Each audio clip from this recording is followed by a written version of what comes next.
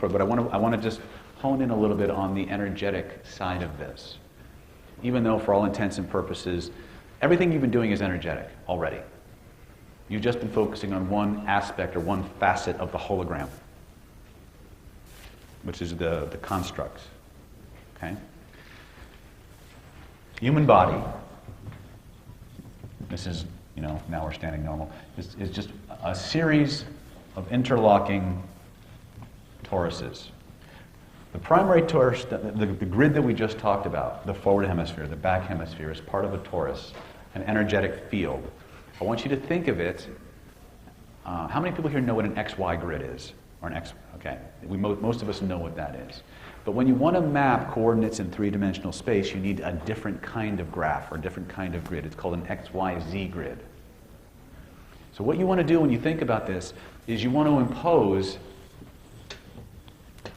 an XYZ grid on the body, or around the body, and consider that like little cubicles, little cubby holes, filing cabinets that vibrational information is stored in.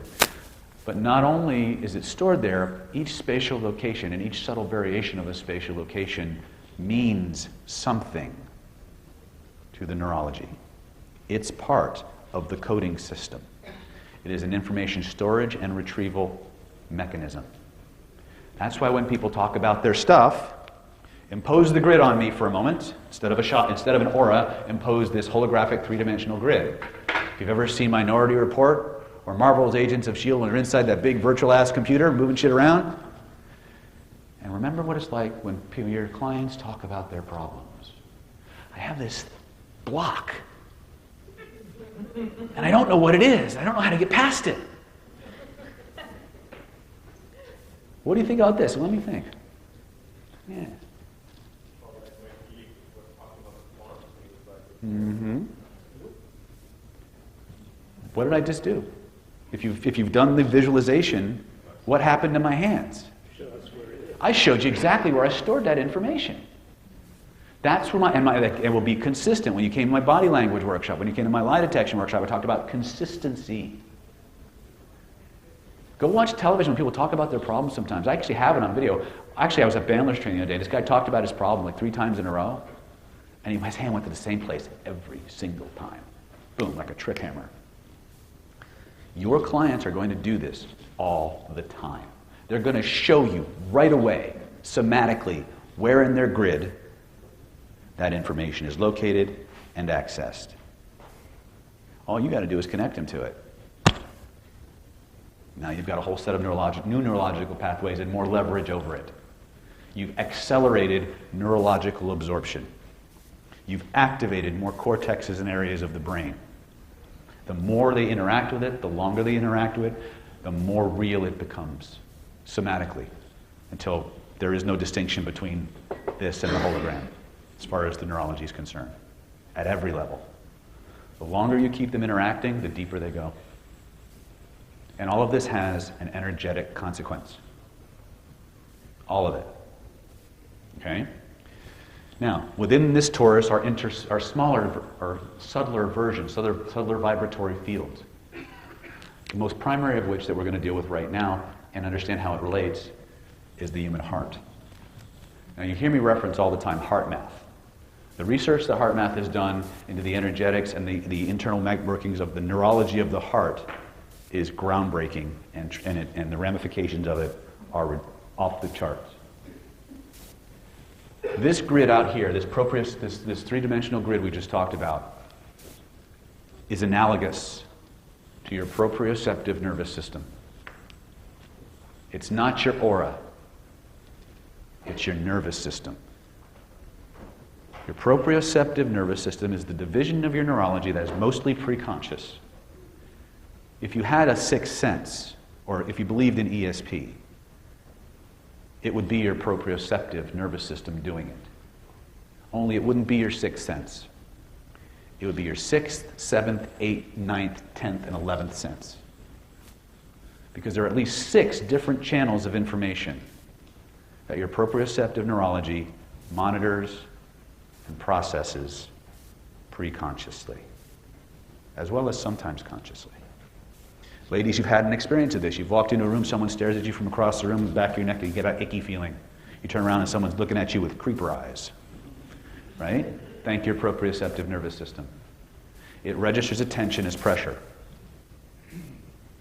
It registers attention as pressure.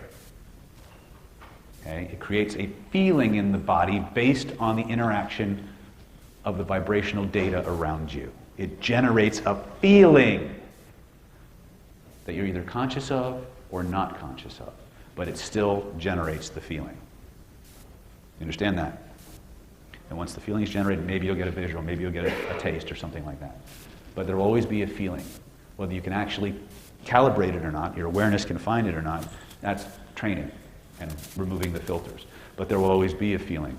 So the 6, give or take, channels that we're talking about, that the heart, by the way, the heart sends more information to the brain than the brain sends to the heart. It has its own internal nervous system.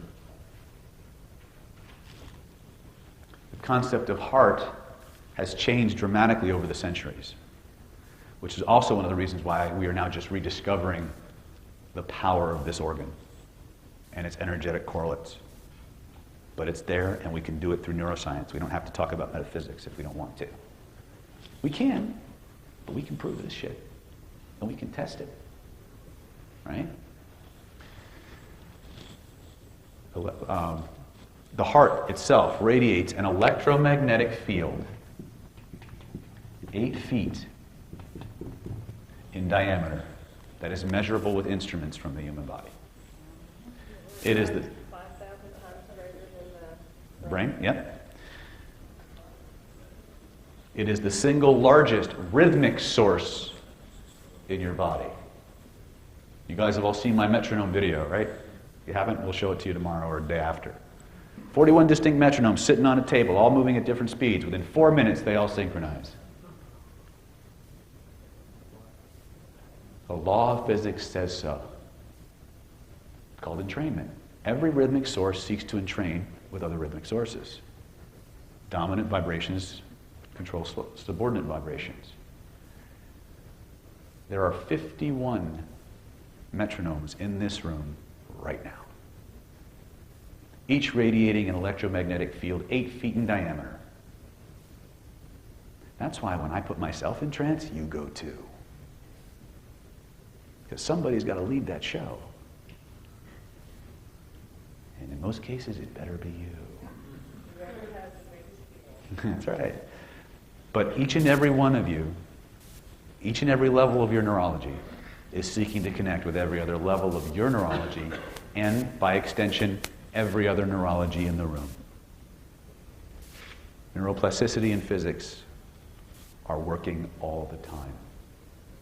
And once you become aware of it, once you can tap into that level, the ability to just walk through the world trancing out anyone you want, putting them in any kind of trance you want, anytime you want, it's like flipping a switch. But you have to train. Now, you're already hardwired for it. You've been doing it all your life, you just didn't know it. People have been doing it to you all your life. You just didn't know it. This is how it works.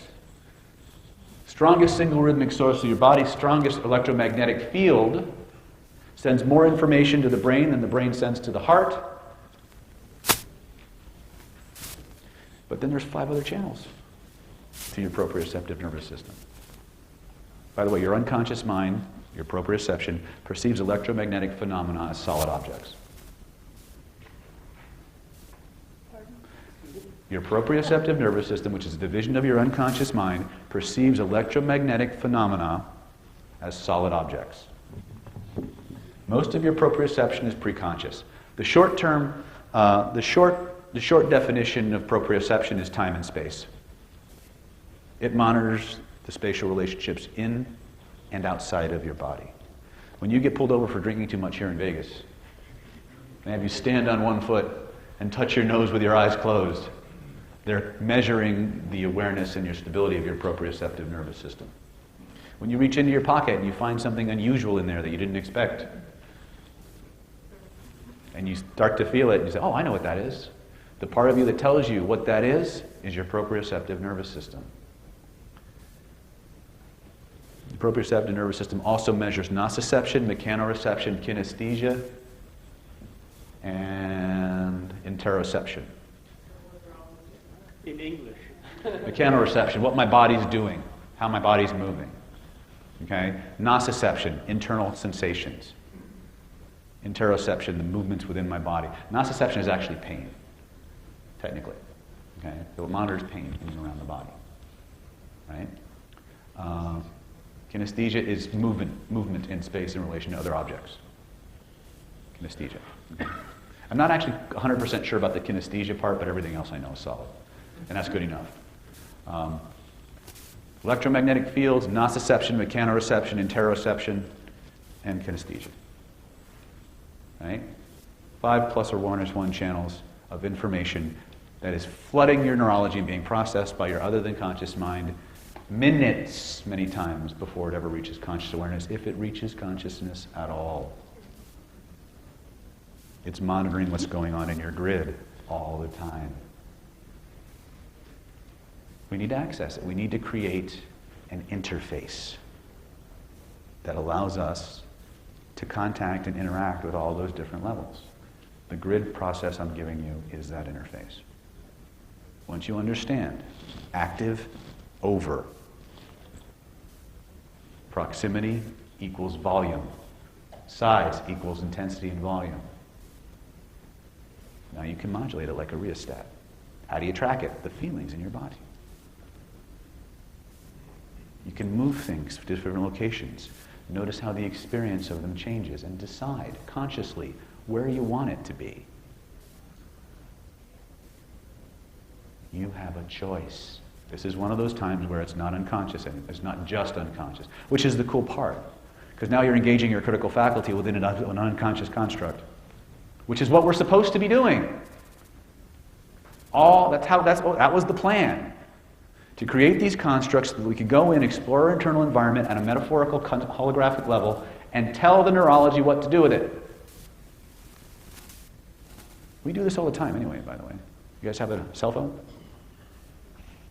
You ever notice you can't see something, you go, oh, I can see it now. Who had it first?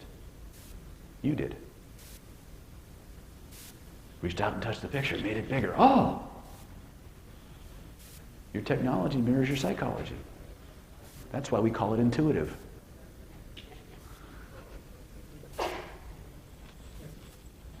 Right?